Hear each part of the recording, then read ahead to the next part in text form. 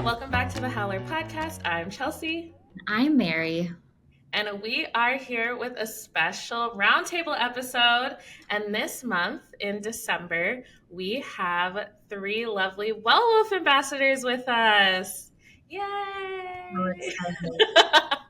Yes, so truly, it is really exciting. I love our Well Wolf Ambassador community. It is truly such a great example of what makes the pack so special.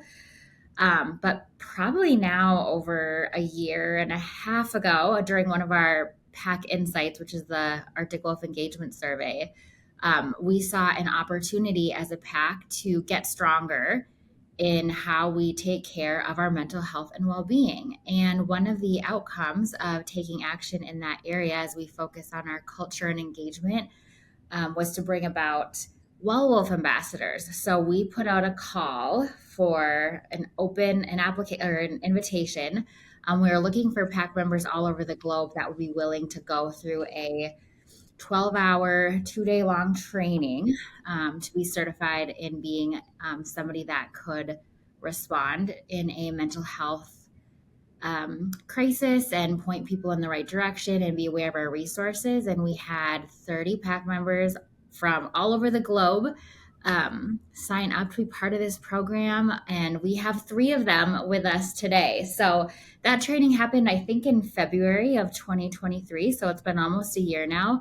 And it has been so cool to see this community to come together, the neat initiatives that they've brought to their offices, the awareness that we've been able to bring to the greater pack. We'll hear more about that today from each of the individuals here. But yes, I am so excited for this conversation. When I see things going on within the Well Wolf Ambassador community, I'm just like, what a cool group of people. And I feel so grateful to work at the pack where we have something like this and the people that want to be a part of it. Literally. Like, you three don't understand. Mary and I are in your Slack channel just because, like, PX obviously helps lead the initiative. And we are always in there, like, oh my gosh, did you see what they're talking about in the Well Wolf Ambassador channel? Like, they're all so supportive and kind to each other. And we're just so jealous. Like, Mary and I are fangirls of this group. So it feels like we're honored to have you guys on the podcast because we talk about you all the time. So I'm excited for the rest of the pack. And since this is an external podcast, anyone, the public, to get to know you all. So with that, should we do some introductions? Sounds good.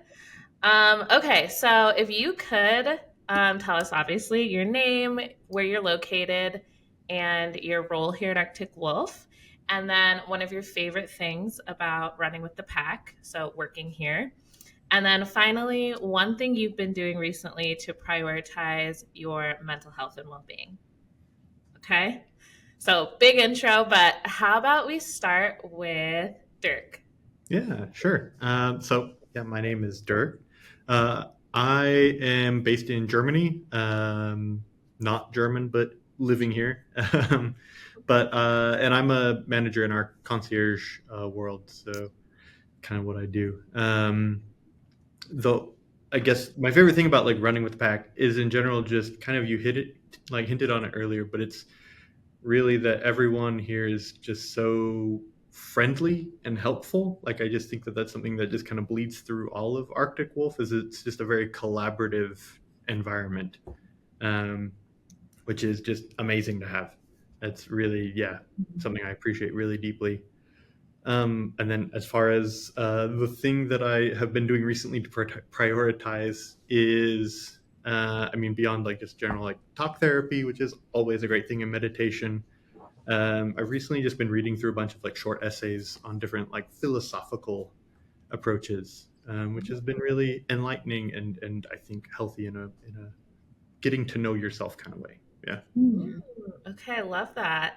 Is it all in one book, the short essays, or are you hand? No, so it's all a bunch of different like little pamphlets and things that you can pick up on like Amazon or bookstores for a couple euros, probably a couple dollars. So yeah. Okay. Well, we'll have to get the names of those so that we can share in the podcast notes for anyone who might be interested. Okay, great. Thanks, Dirk. How about we jump over to Darby? I'm Darby. I am a senior technical writer on our documentation team, and I am located in Kitchener-Waterloo, currently in the Waterloo office. And I took a big old conference room because it has the best lighting. But it's Monday, so there's not a whole ton of people in, and nobody had it booked. But I pulled that move. I took the big room. Well, the Uh, great. So good job. and I was like, okay, there's a picture. I can like equally balance this thing because there's nothing more distracting than watching something and it just being like, if you could just move like a quarter of a foot over. But so yes, she is the queen of the big room. And what I enjoy about the pack, oh my gosh, there's been so many things over the last 3.5 years. Ugh. I'm going to be the cliche. I'm also just going to say the people, especially for my role. We work with anyone and everyone, and no one has ever turned me away and gone, I don't know what you're talking about, docs, go away. So it's really nice that everyone is willing to help. And I have a bit of a hot take, a little bit of a spicy take of what I've been doing for the season. So, hot take, I've been telling people no. And it's We love very, very difficult to say no to people and not have that gut wrenching feeling of they're never going to invite me out again. They're never going to want to talk to me again. Am I in my villain era? But saying no gracefully by just saying, hey, I don't have the bandwidth. I would, let's rain check. I have 4 other things I'm doing today, or I'm completely wiped from the day. Can we reschedule? So saying no and doing those reschedules are just prioritizing oneself, especially as we're in quite possibly the craziest time of the year, has helped maintain work-life balance, life balance, and not going, oh, it's the holidays and more. It's okay, cool. I can kind of breeze through. So there's the hot take is I've just been telling Good. people no and not feeling the need to over qualify it of no, because this is just saying not this time. I'll catch you next time. Mhm. So there, I'll just start us off with like a spicy take right away. Okay, Yeah, love I it. love And I don't even think that's spicy. That's just a good mental health best practice. Actually, um, As a recovering people pleaser, it feels a little unnatural. okay, but honestly, I feel like it's perfect because part of like our Well Wolf ambassadors is to help make mental health a normal part of our conversation, reduce stigma, help people feel safe. And the only reason that's spicy is because we live in a world where mhm. boundaries are not respected and people pleasing runs rampant. So to just talk about like it's actually okay to say no. Like this is exactly what this is all about. Mhm. And no is a complete sentence to your point. Like we don't have to add qualifiers. Like my answer is just no. Yep, Next. no thank you. Next time. Okay, love. All Okay. right, last but Oh my certainly god. not least, Zach. Yeah, hi, I'm Zach. One quick thing. Darby, I had a friend that she used to say that's her Cruella, effect is like when she's like, I'm a big people pleaser, but then when I want to be like a little devilish, then she's like, I just put on my Cruella and then I just, do something that's unexpected that people don't expect me to do. And her big thing was like, no, I'm not going to do that. So Mm. but yeah, love that. But I'm Zach. I'm based here in our Pleasant Grove, Utah office, and I am a technical trainer level 3.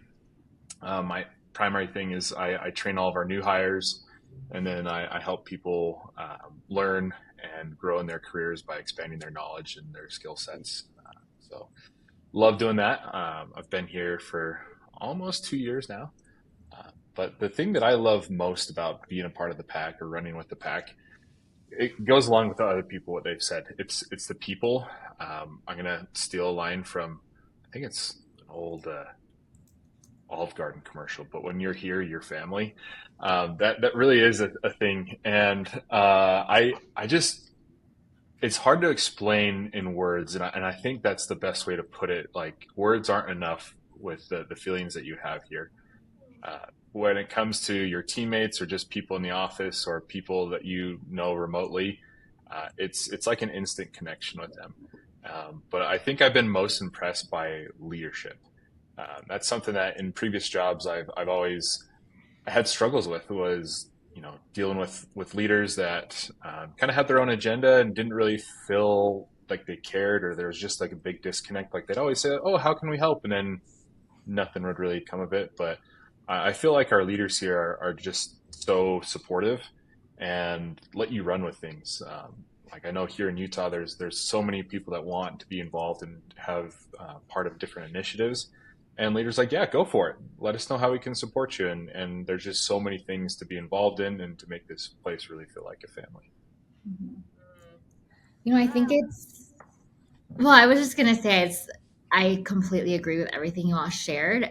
And something I love about the pack is this special culture we have isn't because anybody expects it. It's because everybody creates it.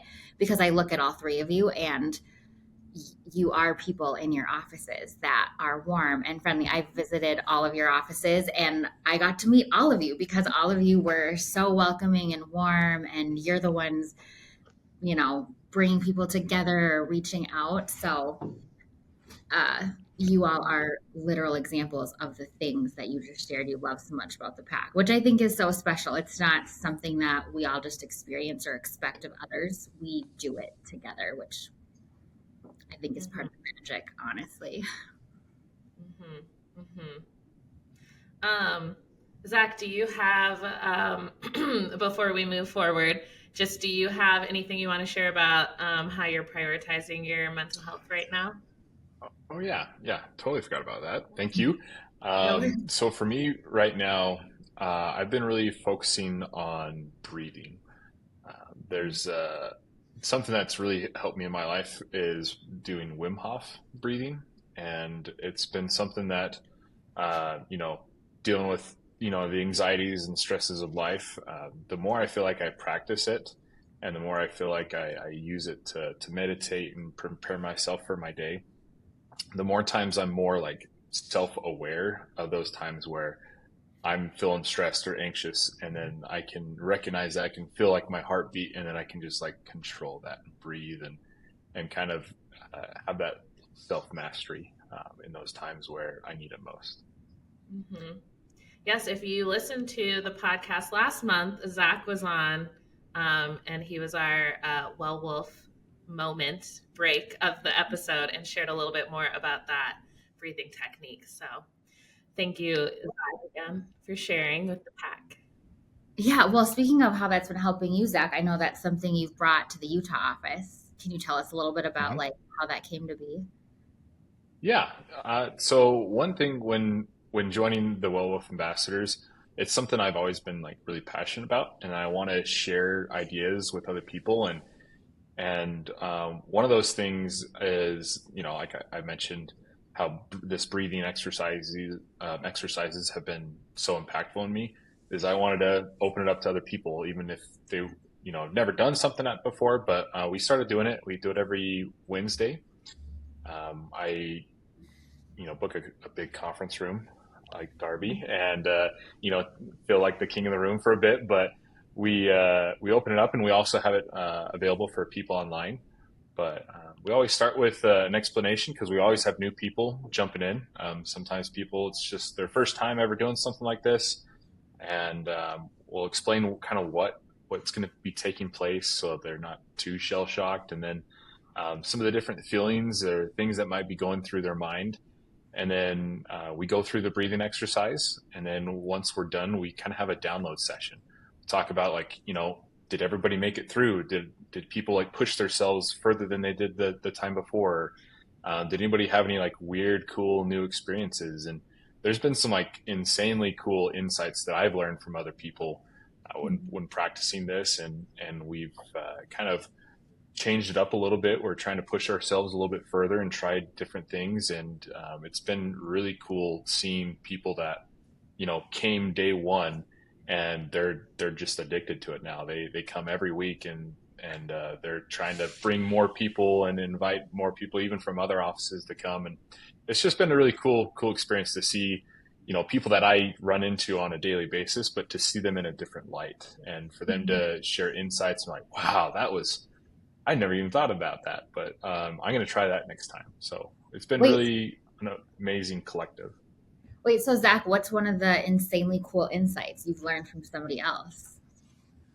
Um, let's see. So one person, suggested to me that they were able to kind of have some deeper breathing, or be able to feel a little bit more controlled if they were lying down. And they said it was like a different sense. Like sometimes the breathing was a little bit harder, but there's a certain point in the breathing rounds. There's three of them, that you're doing these long breath holds, and after the breath hold, you take a big deep recovery breath in.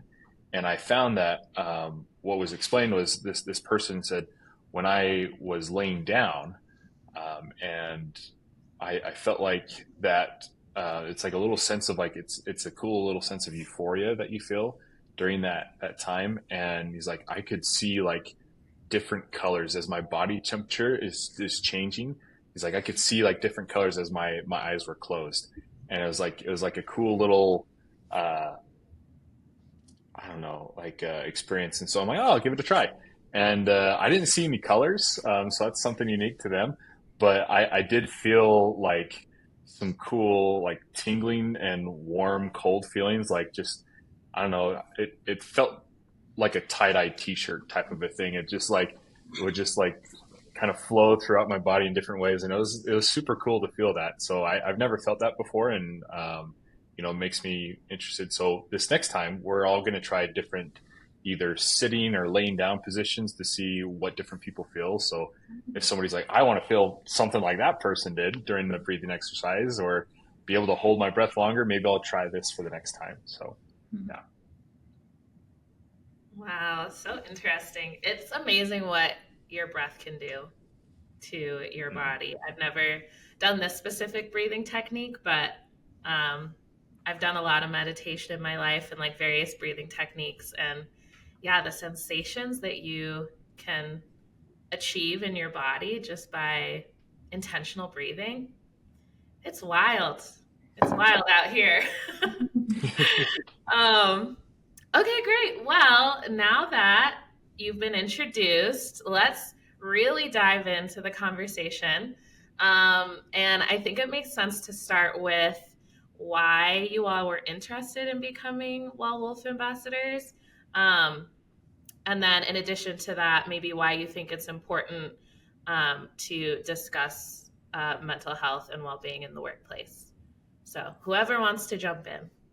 I think for me, like a big part of wanting to become like kind of join the whole Well Wolf ambassador program was really to just better, I think, understand aspects of how do you take care of like how do you handle that whole world. Like for me, it was a kind of a newer kind of endeavor of really trying to focus in on mental health and mental well-being.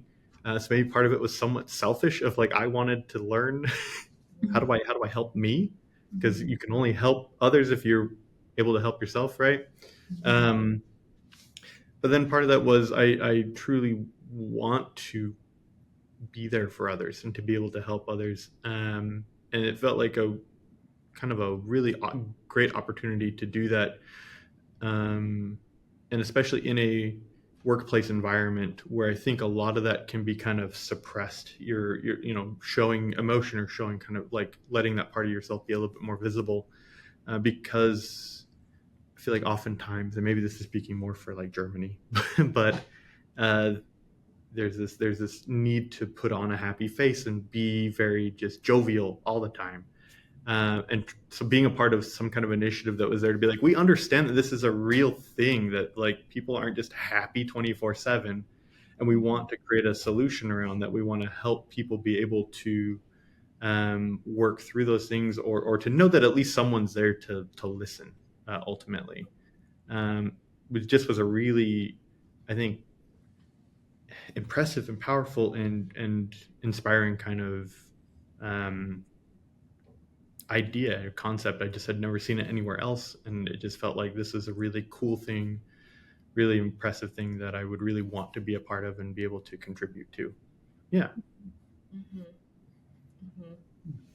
Well, and I love how you were sharing that the initial curiosity, or a big part of it, was just wanting to learn for yourself and understand these resources, and how to be there for your community, and what that, and in doing so, being there for yourself.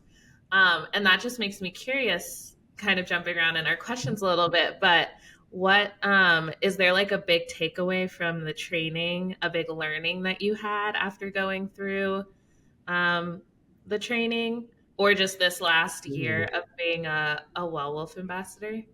No, I think, I mean, for me, especially in the trainings, the biggest thing was the demos, where when we had to just practice, and getting comfortable talking about it and comfortable hearing, and just being in those conversations, even if it was just a practice, just an example, and wasn't real.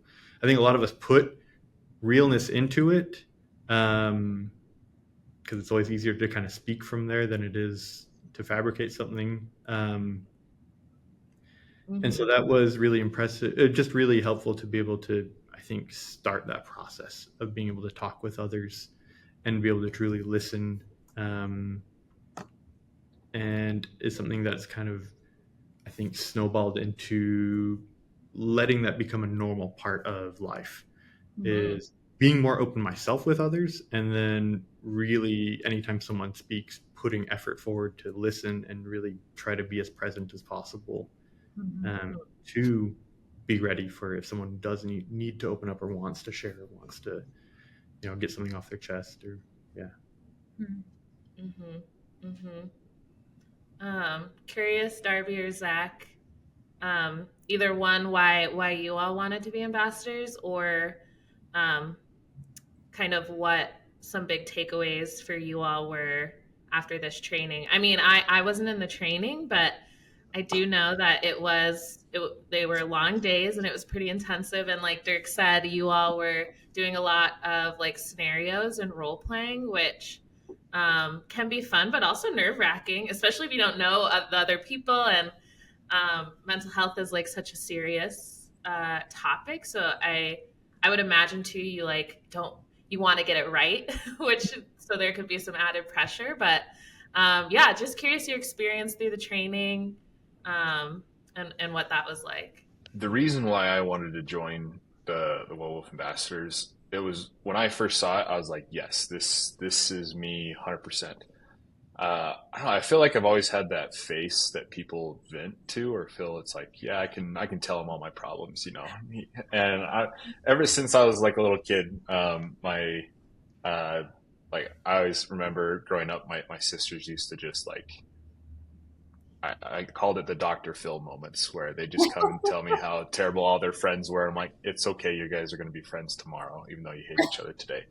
So, but for me, mental health has been such a huge part of my life in how it's affected me, both for positive and negative things. I've had great experiences with my own mental health progression, but also I've had the darkest of dark times. And what I think and what I love about this initiative and this program is that it helps people understand that mental health, it's not a taboo thing to talk about. It's okay to be vulnerable. And I think that, especially, we're in an industry that, it is, very heavily, there's a large male population, especially like here in the Utah office. We're all in our security services division, and there's not a whole lot of women in our office, but it's always been like a stigma for men not to share their weaknesses and not to be vulnerable. Like, oh, I'm good. I'm always good. I'm a strong guy. And it's been very it's been very eye opening to be able to, put myself out there and just say, hey, this is something I've struggled with, and I continue to struggle with it. But there have been things that I have done and practices and a lot of work that I've put in to help me to get to a situation where I can not only more fully understand my own mental health and well-being and my own mental state, to be able to know like I can control a lot of things, but also that I can help others. If you're like, I think Dirk said it before, like you kind of need to be a little selfish and like, I need to help myself out before others. Well, I've put in a lot of time and effort into my own self. And so now I feel like I'm at that point, like I can help others. And that also boosts my own mental health, understanding that being able to talk to somebody and being able to really listen to somebody and to provide that empathy, I think is huge to be able to help them understand, what they're really going through, but also for you to understand like, hey, I can connect with somebody that is also struggling, but it helps me because now we're together on this. And so that's really my big passion is helping people, but also helping them understand hard things. That's why I like teaching, like being a trainer. Technical things can be very difficult to understand. Mental health can be very difficult to understand. And so if I can help somebody come to a realization like, okay, let me just get it all out there, and let me listen to myself speak these feelings that I'm feeling. Now let me see if I can understand them as we talk. And so that's my big passion. And from the training, I think the biggest thing that I took away from it is trying to understand and help other people understand is empathy. Is especially, and I always, because our Wealth ambassadors are not just people in office. We have remote people that do it. And I'm like, oh, it's so hard to really master that the skill of showing empathy. I can't even imagine how hard it is to show empathy through remote means. And I think that's something that I feel like they really helped us understand was, you can still have these emotional feelings through a computer screen, and that you can make these connections no matter where you're located in the world, even if you're a million miles away, or if you're, even in the same room, the feelings can still be the same, and those connections and the insights that you can provide. Because we're not therapists, we're not, licensed counselors. We're here to help people have a safe space to talk about things, to not feel like they're being judged, but then to provide like questions like, oh, have you thought about this? Like, this is something that, I read at one point, or let's just have a discussion on something. Let's see if we can both come to a realization of like a self-discovery. And I think that self-discovery, those light bulb moments, those are the things that were most impactful for me. So I hope they're impactful for others, but it's also like knowing like, hey, I talked to Dirk, he helped me understand some things. He doesn't fully know who I am or anything, but like, I know I have that connection, and that makes me feel safe and feel stronger. Well, thank you, Zach, for your vulnerability and leading by example. I think you doing that paves a path for others to do the same that they might not have without it. So I also, it just makes me think too, Haley and I talk about this a lot. So Haley is on the people experience team and leads the Wolf Ambassador program. But I just think even if people aren't reaching out potentially, like who know, like the reach of the Wolf Ambassadors is very hard to measure, because somebody might not be reaching out to us, but they feel comfortable to like address it within themselves, or maybe talk to their best friend about it, or actually like look at our benefits and find a provider for mental health, because like they're like, that nothing's wrong with me. This is actually so normal. A lot of people go through it, or everybody goes through it, just at different times and to different degrees.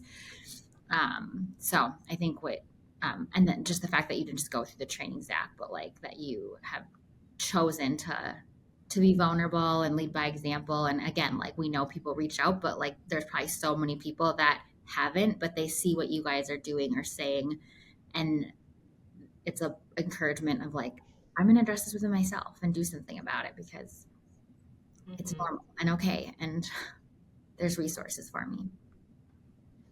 Darby, what about you? I did it because I had a pretty severe like breakdown burnout in a really ill-equipped corporate world that just didn't have anything to provide support. And I had to do the hard work during a pandemic to get a care team, figure out what I wanted to do. And I didn't want anyone to go through that alone. And I jumped at the opportunity of going, okay, there is a system there. I want to help because it is one of the hardest things I've had to do. And I felt really, it was a calling of, you can be a part of this so that you can help others, or at least hear what they have to say, to be there so no one else has to go through what you did. And yes, it built a lot of strength, but it was also really scary and really hard. And it took a lot of time and energy, and I'm still working on it, to get there. And I just jumped at the opportunity because knowing that something like this existed here meant I could take that and talk to it at networking groups, so that maybe that inspired other organizations that don't have something that could kind of invest in that as well. And it's something I regularly talk about with people is, I think if there is, and spicy take, if there's one great thing that came out of COVID, which seems really backwards to say great thing, it's brought mental health to the forefront in a world that's really not really talked about it. So I think, look at me trying to find something positive out of global pandemic. Yay. But to see one of the outcomes is that it's even from a corporate level going, hey, mental health is a real thing. It's not shameful. It's not something that should be hidden. It's very, very normal and part of your overall health. It's no different than I'm going to the doctor, I'm going to the dentist. It isn't, she's in therapy, or she has a therapist, or she needs help from an ambassador. Oh no, it's all part of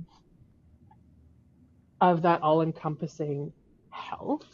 So that's really what drew me there. And similar to what Zach said, people naturally just gravitate to me to talk about things. So that kind of fit in what the ambassador program was kind of designed for. And being someone who's in the office quite regularly, it just seemed like a natural fit. Oh, excuse me, as I kind of got a little hiccup there. And one of the things that I took away from the training is sometimes people just want to be heard, that we don't necessarily need to action anything. It's just providing a safe space, because I've had numerous conversations with people who have come to me, and even them just saying something out loud, they kind of come to their own, oh, now that I'm talking about this out loud, I realize I think I need here, or now that I've said all these things, I think I've created a list of what I want to tackle first in my head. So providing a safe space that some people who I've never really talked to before, some people who I talk to all the time, just being kind of that conduit for people to be heard and figure out what they need or where they want to go is something that is really special. And it's really, really trusting, and that gives me a lot of joy, because trust is not something that's just kind of is. It's not. We're not trusting people by nature in general. It's trust has to be earned, and so to be kind of that conduit is really, and use a real antiquated word, it's really neat. Well, I think too, sometimes saying things out loud, simply just talking out loud, like removes the power. If you've built this big story in your head or are really scared, Mhm. just like putting it out there, like takes away the power it has. So having someone listen Mhm. and be there for you for that, Yeah. huge. Yeah. I'm also curious too, because it's something I feel like I struggle with sometimes and work on in therapy is how to just listen. Because I think, like, especially when it's someone maybe you're really close with and you care about, like, you want to help them, you want to solve it for them, you want to do all these things. So I'm curious in the training, like, if there was anything you remember specifically about, like, how do you when it is time to just listen and not try to solve problems, like, was there any specific advice or basically just like keep your mouth shut? Maybe I just don't know how to keep my mouth shut. Well, that always helps, you know. uh, um, I think, man, it's been a bit since we did the training, but I feel like we talked about, you know, there's the idea of like active listening, but it's how to be an active listener, but how to portray that like in a physical way. So, obviously shutting your mouth, is the first step of listening. But like, how do you show an individual that you're actively listening and that you're actively engaged in a conversation, even though nothing's coming out of your mouth? I think that it starts with our body language, and but also it also comes into effect with the little responses that, like, if somebody's like opening up about something, it's like, oh, that's thank you, like just little comments here and there, just expressing gratitude for what they're doing really shows that yes, you are listening. um, and a lot of times, like you said, it just takes somebody there. I remember when I had some really big struggles when I was in college. It was hard for me to open up, but I had a roommate that he's my best friend, that he just knew that I was going through a really rough time. He didn't know exactly what was going on, but just like the vibe in the room, like he just could tell that something was off with me, and he knew he didn't have to say anything. And that was like feeling that in that moment, like, okay, he knows that there's something going on, and I know that he knows that, but he's just there, just having somebody there. And it's like I guess it's like listening, but like where there's no conversation. It's like you're listening to, like, I don't know, the vibe or something in the room. Is like, okay, like I'm having a bad day. So and so knows me a little bit, and I can feel like he tells, or she tells that, like, yeah, Zach's going through something today. I just need to sit here. I just need to like be next to him, and a lot of times that's all it took for me to feel better. Was I knew somebody was aware that I was going through something, and they didn't try to fix me. They just knew that a lot of healing just happens when you're around people that show empathy just through being present. And that was very healing for me, and I'll be forever thankful that he was aware of that, and that he just was a great friend, and just sitting there, and just knowing that there wasn't anything he needed to say, there wasn't anything he needed to do. He didn't need to try to get me anything, or talk about my feelings. He's just like, yeah, I'm just gonna be here with Zach. He uh, just needs a friend close by, and that was very, very helpful. Mm. I love what you said there. A lot of healing happens when you're around people, especially because sometimes when you're struggling, it feels so isolating, and you feel like, well, at least I guess I'll speak for myself.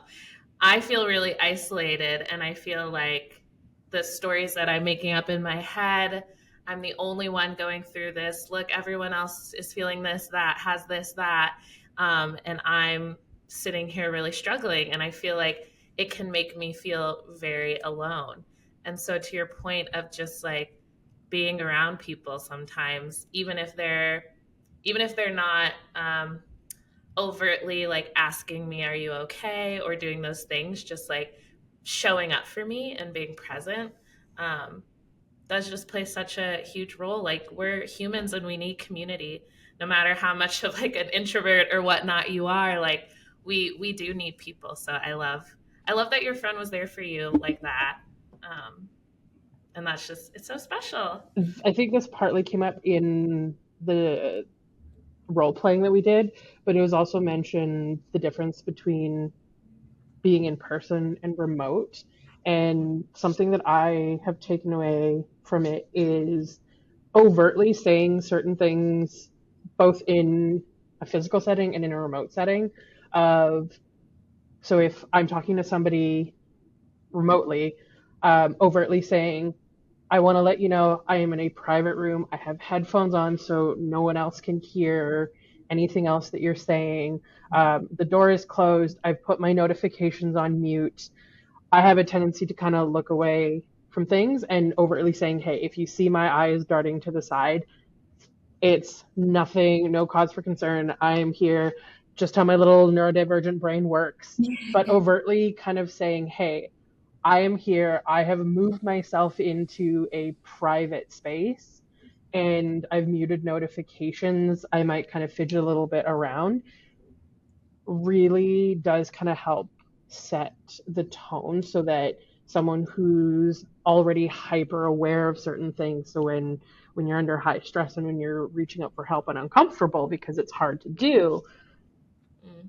by having the other person just say, hey, I might be a little bit of like a wiggler, or, you might see me kind of moving back and forth a little bit. I'm still very much here. And and knowing some of those common things that someone could be go, okay, well, is she sitting at her desk? I'm not entirely sure. I can only see that little frame. But by overtly saying those things, it's saying, this is how I'm showing up for you. And a lot of times I'll just ask of, hey, do you want me to just like nod? I am here and I'm listening to you. Mm-hmm. I have a tendency to say little like and little noises, but if that's distracting to you, let me know. It's asking kind of them, how can I show up for you? It's something I say to people all the time is, hey, how can I show up for you? Isn't that expectation of you need to say that like something that like I could do for you. It's just, how can I show up for you? And sometimes it's just be there. Mm-hmm. And it takes that pressure off of, okay, well, I'm coming to them to talk something and they're going to ask like, do you need anything? If I say no, then I'm just going to go filter away into the background. And by switching that verbiage to how can I show up for you, gives them that power back so they can say what it is that they need. And the number of times that I've had people go, well, why do you say it that way? And when I explain it, I go, sometimes you don't need anything, but you just need someone to show up for you. And sometimes that's just, I will sit next to you and read my book and just be there while you're sending that tough email, or do you want me to help reword a line? Cool. Mm-hmm. By similar to what Zach said, by occupying the same space, there's something really comforting because biologically we're hardwired to need a tribe. So by not being alone, you don't have to keep that pleasant conversation or any conversation at all, but that proximity works.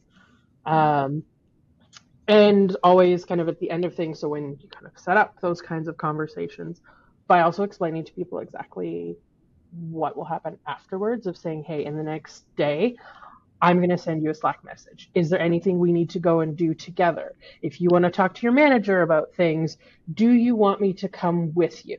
Do you want me to message them for you? Do you want me to be CC'd on the email you send to HR? Like, how can I kind of help through that whole process? And it goes back to safety numbers, tribe, but telling people exactly with timelines of what happens after really completes that circle. And I've had a few people come back and go, I wasn't totally myself, and you've set the expectation, You said, hey, you're a little bit of a wiggler, your eyes kind of wander, but you're still there. That was really great. And because I still wasn't myself, you told me what to expect next because I wasn't thinking about how to ask that question. So I knew exactly what was going to happen afterwards so that it wasn't like, okay, I just said all these things and it was really vulnerable. And then what? Mm. So that was one of those things we took from training, is understanding that it's a complete process and it isn't just a, okay, we had a half an hour conversation, check, job done. Mm. Okay. Thank you so much for sharing. That's so interesting. And I guess I've never thought about um, the kind of follow-up piece of like ensuring they know that this wasn't just a one and done conversation, unless that's what they want it to be. Exactly. But yeah, I did definitely resonate with what you were sharing around like asking them what they need. I do that thing where I'm like, do you just want me to listen? Do you want my advice, or do you want to work through it together? And that does really help, like, because sometimes, yeah, a lot of people just want to be heard and they just need to vent or whatnot.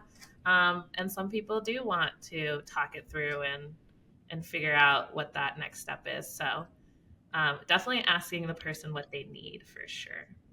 A great line I use, we're not supposed to necessarily be like helpers as Wellbeing ambassadors, but something that I find has worked really well in all levels of my relationships, personal, professional, and anything and everything in between, is I'm very naturally a helper and I'm very results focused.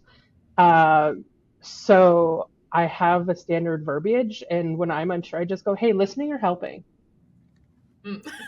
Like right off the bat, I'm just like, you want to talk about something? Great. You want to talk to me? Listening or helping? Because then I don't feel like I've overstepped, and it allows that it's a short, same line all the time.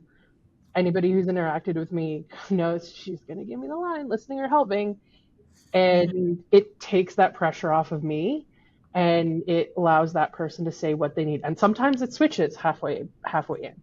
But by approaching it that way, going, hey, listening or helping, it levels the playing field so both people know what is needed in that given moment. Mm-hmm. And it creates that safe space. Mm-hmm. Yes. Okay, well, I can't believe we are already at time. This conversation has flown by. Like, you guys, you listeners don't even understand. We had so many more questions. But the conversation was just too good. For those listening, we unfortunately lost Dirk. The internet went out in the Frankfurt office. And trying to come back. No. No. He said that he was trying with his hotspot, but it's just too slow. So unfortunately, we lost Dirk for the second half. But I think just because of time, instead of rapid fire, let's end with Darby and Zach. If you could share maybe like one word of encouragement, tip, advice for our listeners as we are entering the holiday season. The end of the year can be a very fun, festive time for many, but also challenging for all different types of reasons potentially. So just a quick word of advice and then we will wrap it up. Yeah, from me, I would suggest that two quick things is turn off social media. Ooh, You that's live your life. Nobody posts their B sides. Everyone posts what's great. Only the A sides are the hit records. B sides, unless somebody's trying to catfish, sympathy. But turn off social media. And then the other thing is be, whether or not you celebrate Christmas or not, be like a secret Santa. It's hard for some people. This time of the year, there's a lot of ways to serve, but other people know that, and so it's hard to be one of those service providers when it's already taken up. And so find your own way to serve. And if you have a hard time feeling like you can be social or you can connect with others or even be outside, find a way to do it secretly, and just know like, oh, if I drop this thing off at this person's house, they don't need to know who it's from. but I know it'll help make their day. In turn, it'll make yours. So those are my 2 bits for you. Oh, that was really good. Yeah. That's a tough act to follow. Darby, you gave it to us. I believe in you, Darby. Come on. You got this. I was just going to say, I'm going to borrow a line from Marie Kondo and find what sparks joy. So similar to what Zach said, is something I've started adopting is it's okay to nope out. That if you really don't want to do it, it's okay to just nope out. And be like, nope. It is okay to nope out of it. And the holidays are really pressure filled. Make it what you want to make it, and asking yourself, is it going to matter in 5 years? If you nope out of great aunt so-and-so's turkey-a-thon that happens every year, is that going to matter to you in 5 years? Protect your peace. Is it really going to matter in 5 years?